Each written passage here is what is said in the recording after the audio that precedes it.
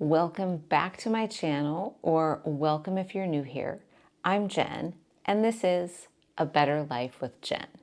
And welcome to the next installment in my Road to 50 series, where I embarked on an intentional bulk to try to add some muscle to get myself my strongest and healthiest as I enter my 50s.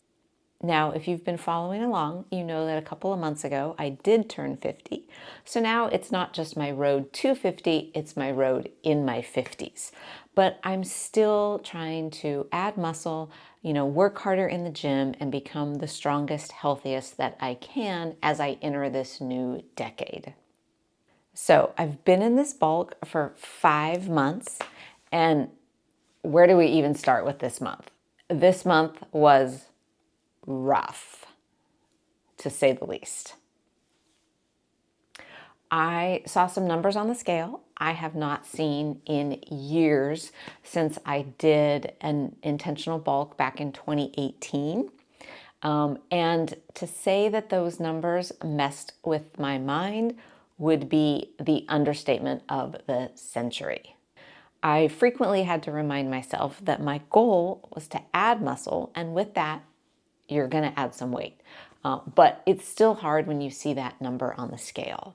So let's start with some data, which is what I use to help sort of rein myself back in as I was having my crash out when I saw some of those numbers this past month. So I'll put up some physique pictures comparing when I started the bulk back in November to now, so 5 months. And then my weight change. When I started, I was at 110.4, and my average weight now is 114. So, it's 3.5 pounds. It feels like a lot. I know it's not a lot, but it feels like a lot. This past month, the gain was much quicker than it had been in the previous months. So last month, I told you that my average weight was 112.4. So we've gone up about 1.5 pounds in the past month, which is a little bit quicker than I wanted. So what did I do? Well, my first gut instinct was to slash my calories and get off this bulk and go into a cut. But I brought myself back, reminded myself what my goal is to get stronger and add muscle. So I did not do that. I did, however, ever so slightly lower my calories back. So if you remember last month, I was averaging about 2,500, but I was doing some calorie cycling where I had higher carbs on my training days, a little bit lower carbs, higher fats on my non-training days. Well, that was fine, but it's kind of a hassle, and I'm still super active on my non-training days. I get close to 20,000 steps a day, so it was just too much work. So I went back to a straight macro split, so the same calories and macros every day, and I did lower just slightly back to 2,400, which I was in the previous month. So my current macros are 150 grams of protein, I left that the same, 270 grams of carbohydrates, and 80 grams of fat for 2,400 calories, which, in a 5'2" individual is quite a bit of food. So I'm still, doing well on that amount of food. Now, training updates. As I told you last month, I started working with a personal trainer. So I am seeing a personal trainer 1 day a week, and it has been amazing. My trainer has kicked my butt in the best way.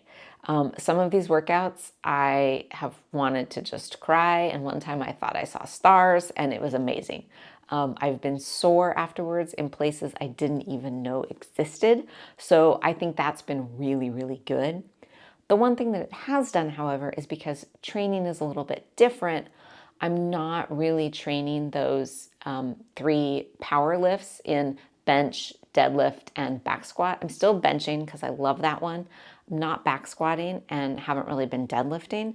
So it's hard to judge progress in my strength, which was my whole goal, because I haven't really been training those. So retesting my maxes in those lifts is not going to really be helpful just because I have not been putting the work in training those. So that's been a little bit difficult to get my mind around because I'm having a hard time, assessing the strength.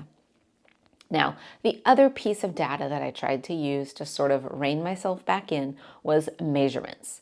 So measurements I've been taking every month and have not dramatically changed. So my weight this past month, or my waist, sorry, this past month was 24 and a half, which it has ranged from 24 and a half to 25 this entire time. So really no significant change.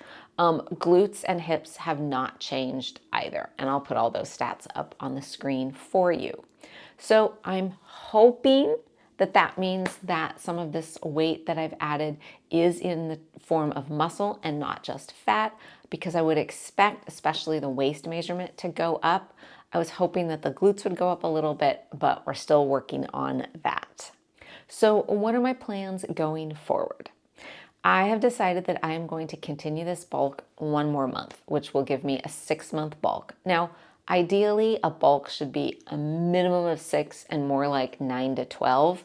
But my plan is to do 6 and see where my mind is next month. If I think I can handle continuing it from a mental standpoint a little further, I may, but I'm going to do at least 6 months. So I will update you next month to see if this bulk is continuing or if I'm going to just stick at maintenance for a while and see where things settle out. Training wise, I continue to strength train 4 days a week. One of those days with my personal trainer, the other days on my own, really trying to push myself and see what I can do in the gym.